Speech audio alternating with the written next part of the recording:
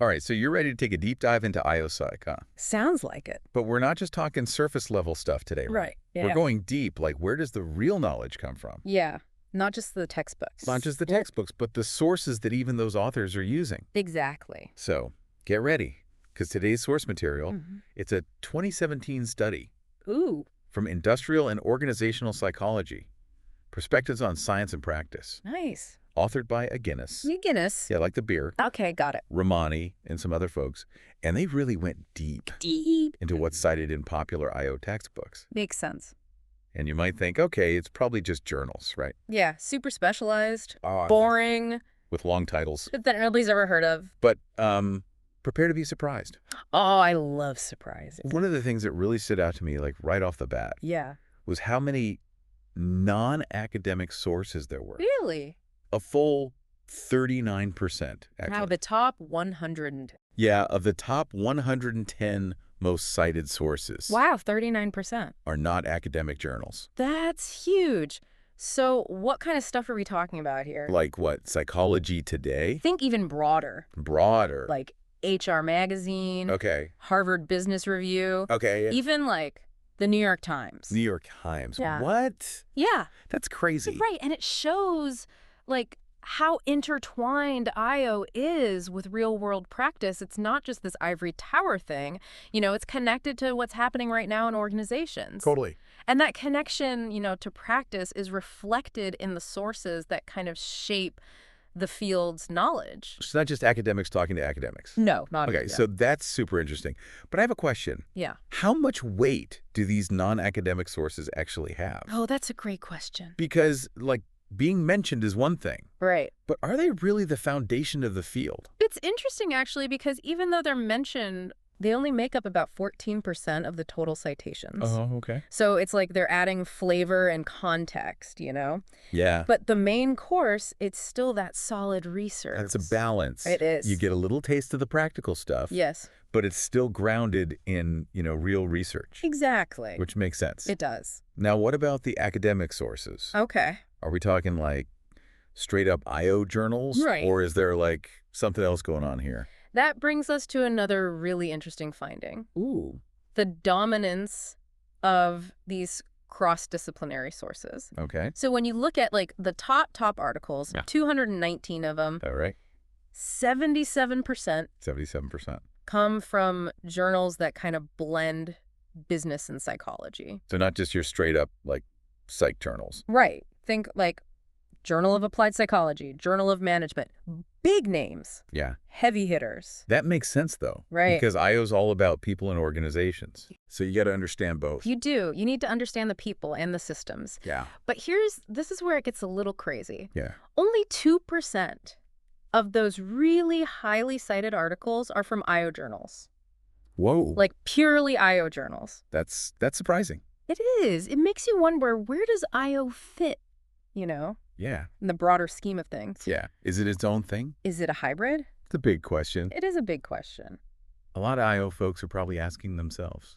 I would think so. Okay. So given all that, I got to ask, Yeah. are we seeing more business school folks shaping the field? Ooh, you're on the right track. Because if those business journals are that important. Yeah. Yeah.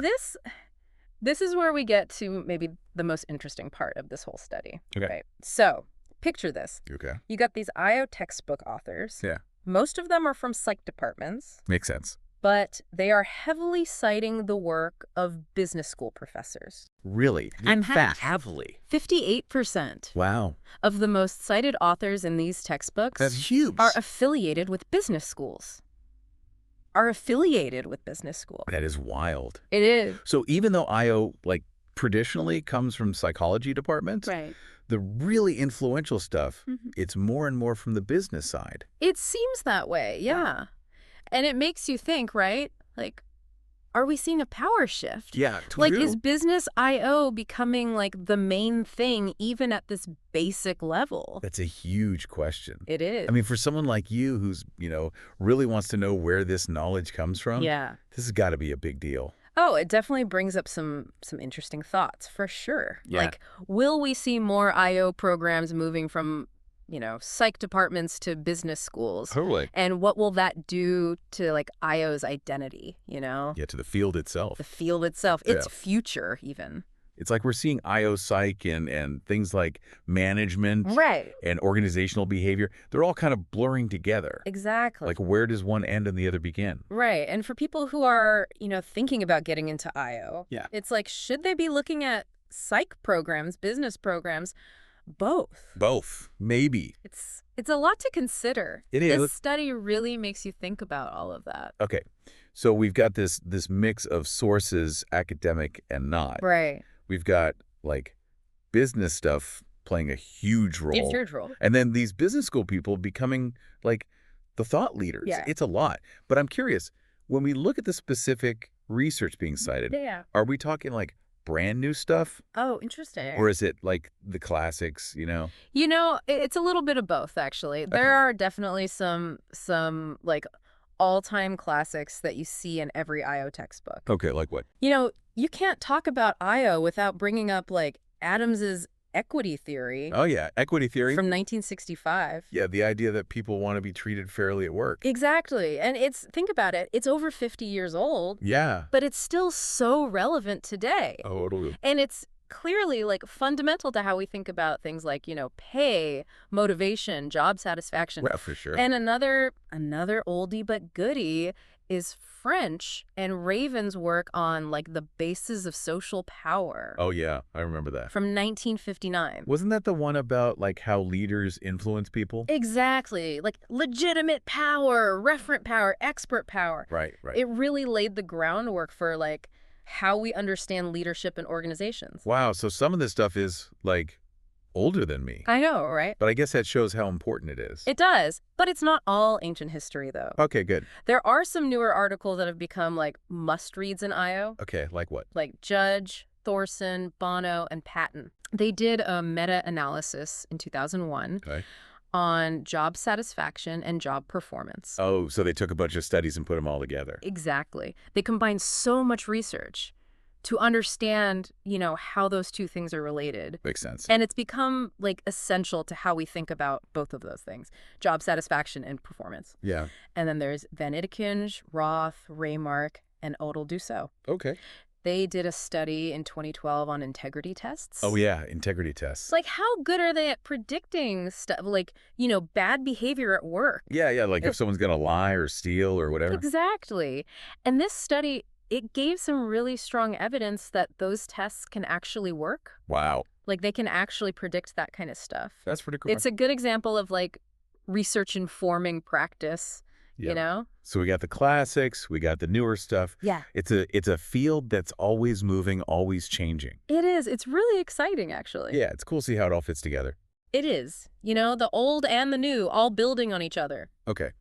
So we talked about the types of sources. We talked about some specific articles. Right. What about the authors themselves? Oh, good question. Are there, like, some names that come up more than others? Oh, yeah, definitely. Okay. Some IO researchers, they're like rock stars in terms of their influence. Okay, who are we talking about here? Well, Timothy Judge, for example. Oh, yeah, I've heard that name. He is consistently one of the most cited authors, like, in textbooks and in, research databases. So both academics and practitioners are paying attention to him. Exactly. Cool. And then you have people like Michael Campion, Frank Schmidt, Edwin Locke, Gary Latham. Okay. All researchers who have made, like, major contributions to the field. To, like, motivation, goal setting, all that stuff. All of that. Yeah. Big names. Yeah, the heavy hitters. Yeah. Now, remember how we talked about business schools being so influential? Yeah. Well, I bet you can guess what I'm going to say next. Let me guess. There are some business school folks in that mix of, like, top authors. You got it. Okay, how many are we talking? Well, about 58%. 58%. Yeah, are actually from business schools. Wow, that number again. Right. It really shows you just how much the business side is, like, shaping things. Yeah, it really does. It makes you wonder, like, how do we even define IO? Right. If business school professors are, like, writing so much of the key stuff. Yeah.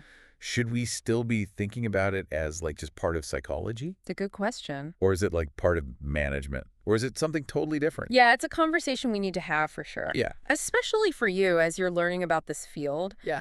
Keep in mind that like knowledge doesn't always fit into these neat little boxes. I'm seeing that. I know. Okay, so before we wrap up, Okay. one more thing. Yeah. Remember earlier when we were talking about all those non-academic sources? I'm curious, are there any journals that kind of like bridge that gap? Oh, there are. Right. Between the like the research world and the like real world practitioner world? Absolutely. They're often called like bridge journals. Oh. They're really important, I think, in the whole IO world. So what are some examples? So think the industrial organizational psychologist, TIP as they call it, Okay. human resource management, organizational dynamics, Okay. they all kind of fall into that category. So they're not like the top academic journals, Right. but they're still super relevant to like people who actually work in IO. Exactly. And they give a place for both, researchers and practitioners to share their ideas and connect that research to like real world stuff. Yeah. It's where that question of so what, really comes into play. That's so important. It is. Because like what good is knowledge if it's just stuck in these journals that nobody reads? Exactly. Yeah. These bridge journals are all about making that research accessible to people who can actually use it, to make organizations better.